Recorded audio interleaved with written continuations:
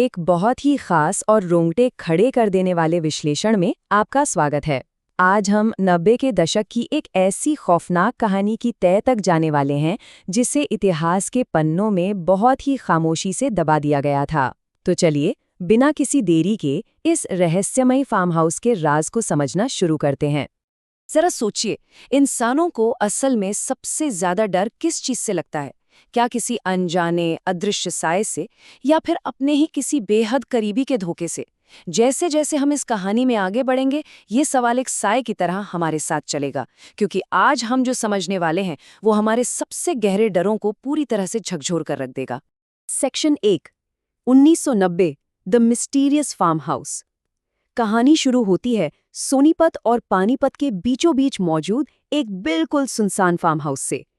इसके मालिक थे राघव मलिक, एक बहुत ही रईस और जाने माने बिजनेसमैन, जो वैसे तो अपनी पत्नी मोहिनी के साथ दिल्ली में रहते थे, लेकिन ये करोड़ों का फार्म हाउस उन्होंने सिर्फ सुकून और छुट्टियां बिताने के लिए लिया था। ये जो नंबर 10 आप देख रहे हैं, ये कोई आम नंबर नहीं है। ये दिखाता है पूरे 10 सालों की बेदाग अटूट वफादारी, इस फार्म हाउस के केयरटेकर राजू की वफादारी।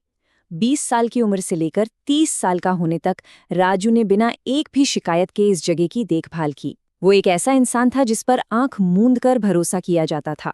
लेकिन फिर अचानक सब बदलने लगा।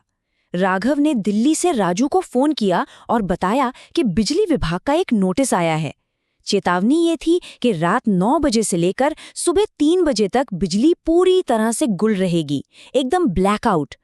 राघव ने राजू से कहा कि वो फौरन शहर जाकर कुछ फ्लैश लाइट्स और इमरजेंसी लाइट्स ले आए, और बस यहीं से इस खौफनाक सिलसिले की शुरुआत होती है। सेक्शन 2, राजू का खौफनाक अनुभव। राजू जब शहर से ये सब सामान लेकर लौटा तो माहौल पूरी तरह बदल चुका था। जो फार्म हाउस दिन में बिल्कुल नॉर्मल लगता था, सूरज ढलते ही वो किसी बुरे सपने में तब्दील होने लगा। खौफ का साया धीरे धीरे बढ़ा। सबसे पहले राजू को मेन गेट पर ऐसा लगा जैसे उसके साथ कोई और भी अंदर आ रहा है, एक अजीब सी आहट। फिर रात को जब वो खाना खा रहा था तो उसे साफ दिखा कि खिड़की के बाहर से कोई हंसते हुए उसे घूर रहा है।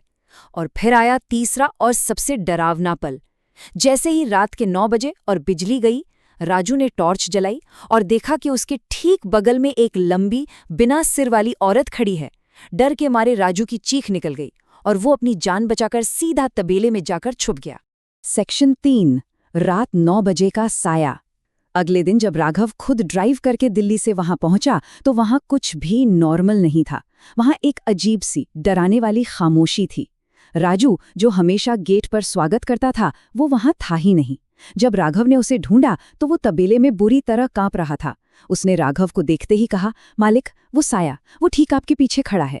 शुरू में तो राघव को लगा कि शायद राजू का दिमागी संतुलन कुछ बिगड़ गया है, लेकिन रात होते होते राघव का ये सारा भ्रम टूट गया। उसे खुद अजीबोगरीब आवाज़ें आने लगीं, दरवाजे खुलने की आवाज़, कांच के चकनाचूर होने की आवाज़, और फिर अंधेरे में गूंजती किसी की खौफनाक हंसी। राघव, जो कभी इन भूत प्रेतों को नहीं मानता था, अब अंदर तक हिल चुका था। और फिर वही हुआ जिसका सबसे ज्यादा डर था। ठीक रात 9 बजे फार्म हाउस की बिजली कट गई, घना अंधेरा छा गया। राघव इतना खौफ में था कि वो बस वहां से भाग जाना चाहता था। वो अपनी कार की तरफ भागा, लेकिन तभी उसे याद आया कि कार की चाबियां तो अंदर बेडरूम में ही छूट गई हैं। उस खौफनाक अंधेरे में, उस भूतिया घर के अंदर वापस जाने के अलावा उसके पास कोई और चारा ही नहीं बचा था। और यही था वो सबसे खौफनाक पल। राघव, जिसे पहले से ही दिल की बीमारी थी, जो पहले भी एक हार्ट अटैक झेल चुका था, वो कांपते कदमों से अंदर जाता है। जैसे ही वो चाबी उठाकर पीछे मुड़ता है, उसे अपने ठीक पीछे किसी की भारी सांसें महसूस होती हैं। वो पलटता है, अंधेरे में एक आकृति को देखता है और खौफ के मारे वहीं बेहोश होकर जमीन पर गिर पड़ता है। Section 4, not a ghost but human deception. यहां से हमारी कहानी बिल्कुल पलट जाती है। ये कोई पैरानॉर्मल घटना नहीं थी, बल्कि इंसानी धोखे का एक ऐसा खौफनाक जाल था जो किसी की भी रूह कपा दे। यहां से ये भूतिया कहानी एक बहुत ही इंटेंस साइकोलॉजिकल थ्रिलर बन जाती है। इस टाइमलाइन पर गौर कीजिएगा। रात 9 बजे बिजली गई। रात 2:50 पर राघव को होश आता है। वो फर्श पर पड़ा है। तभी अंधेरे से एक आवाज आती है, कोई फोन पर बात कर रहा है। मैडम, मैं उसे सिर्फ बेहोश कर पाया, अगर आप कहें तो इसे यहीं खेत में दफना दूं। और ठीक 3 बजे जैसे ही लाइट वापस आती है, राघव पीछे से आके सीधा उस आदमी की गर्दन पर एक चाकू रख देता है। और यहीं सारा पर्दाफाश हो जाता है। जो भूत राघव की जान लेना चाह रहा था, वो कोई साया नहीं बल्कि उसका अपना केयरटेकर राजू था। और राजू को ये सब करने का ऑर्डर किसने दिया था? फोन के दूसरी तरफ कोई और नहीं, खुद राघव की पत्नी मोहिनी थी। जी हाँ, ये पूरा का पूरा खौफनाक ड्रामा सिर्फ राघव को डराकर उसे हार्ट अटैक दिलवाने और उसकी हत्या करने की एक सोची समझी साजिश थी। ये जो 5% का नंबर आप देख रहे हैं, ये इस कहानी की सबसे बड़ी ट्रेजेडी है। 10 साल की बेदाग वफादारी, 10 साल का अटूट भरोसा सिर्फ और सिर्फ 5% के लालच में बिक गया। मोहिनी ने राजू को उस करोड़ों के फार्म हाउस में सिर्फ 5% हिस्से का लालच दिया था, और उसी के लिए उस सीधे साधे राजू ने अपने ही मालिक की जान लेने का सौदा कर लिया। लेकिन राघव भी कोई आम मोहरा नहीं था। उसका मानना था कि शतरंज तब तक चलती है जब तक राजा खड़ा है। इतनी बड़ी धोखेबाजी सामने आने के बाद भी वो इंसान बिल्कुल शांत खड़ा था। उसकी पत्नी ने फोन पर साफ कह दिया कि वो अपना हिस्सा लेने आ रही है, और राघव ने बड़ी ही ठंडी मुस्कान के साथ राजू से कहा, तू तो सिर्फ एक मोहरा है, असली खेल तो अब शुरू होगा। Section 5, the bloody consequence of grid.